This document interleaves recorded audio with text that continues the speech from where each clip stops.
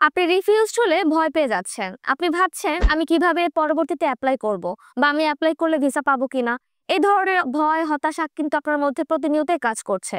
বা আপনি ভয় পাচ্ছেন যে রিফিউজড হলে কি পাসপোর্টে কোনো হার্মফুল টাইপ কিছু হবে পরবর্তীতে ভিসা পেতে।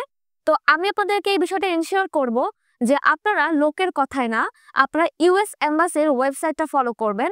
ওখানে স্পষ্ট কিন্তু কোথাও বলা হয়নি যে আপনি একবার রিফিউজড হলে এর পরবর্তীতে ভিসা পাওয়ার সম্ভাবনা খুবই কম, বা আপনি পরবর্তীতে ভিসা পেতে পারেন না, বা আপনার অ্যাপ্লাই করা সম্ভব না।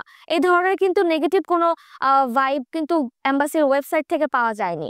সো আপনি শুধু শুধু কেন লোকের কথায়, বা আপনি 10 জনকে জিজ্ঞেস করছেন, 10 জন আপনাকে 10 রকম করে কথা বলছে, আপনাকে বিভ্রান্তিকর পরিস্থিতিতে ফেলছে, তাহলে আপনি কেন সেটা ফলো করবেন? সো আপনি সরাসরি তাদের ওয়েবসাইটটাই দেখুন। তাহলে তো আপনি বুঝতে পারছেন যে আপনার কি কি করণীয় B1 B2 ক্ষেত্রে, আর কি কি করা উচিত নয়, তাই না? সো এই জায়গা থেকে আমি এনশিওর করছি যে আপনার ভিসা রিফিউজড হলে কোনো ভয়ের কারণ নেই। আপনি খুব সুন্দর করে চমৎকারভাবে আপনার প্রোফাইলকে সাজাতে পারেন, আপনি অ্যাপ্লাই করতে পারেন, আপনি ভিসা গেইন করতে পারেন। তবে মনে রাখতে হবে, প্রথমবার আপনার অ্যাপ্লাইয়ের সময় অবশ্যই আপনার প্রথম ফাইলটাকে যেন কোনোভাবে নষ্ট না করে ফেলা হয়। কারণ আপনি যদি একবার অ্যাপ্লাই করেন, তার ডাটাবেজ সব সময় আপনার সারা জীবনের জন্য এম্বাসিতে রেকর্ড থাকবে। সো সেই অনুযায়ী কিন্তু আপনাকে জাজ করা হবে।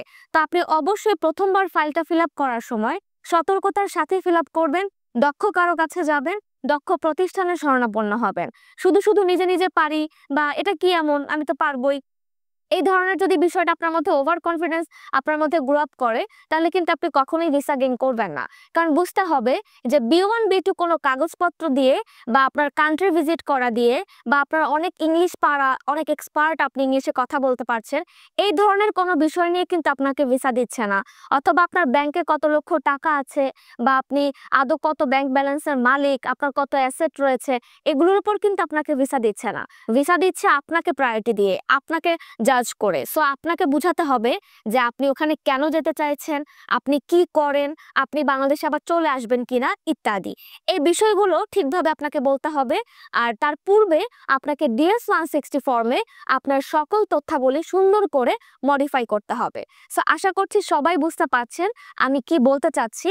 যদি ক্লিয়ার না হন, তাহলে পরবর্তীতে আমাদেরকে আপনার প্রশ্নগুলোকে কমেন্ট বক্সে জানাবেন। আমরা পরবর্তীতে আবার আপনাদের জন্য নতুন ইনফরমেশন সুন্দর করে রেডি করে নিয়ে আসব। আশা করি সেই পর্যন্ত আমাদেরকে ফলো করবেন। ভালো থাকবেন, সুস্থ থাকবেন। ধন্যবাদ।